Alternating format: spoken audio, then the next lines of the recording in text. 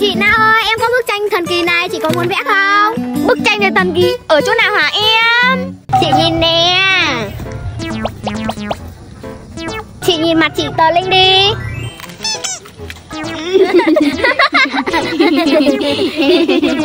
Đỡ chị, đỡ chị.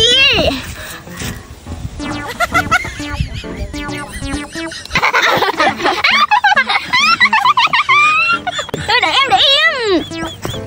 Để chị. Ôi trời.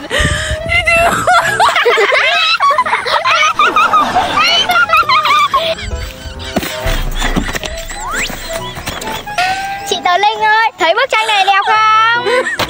Eo ơi, bức tranh gì mà xấu thế.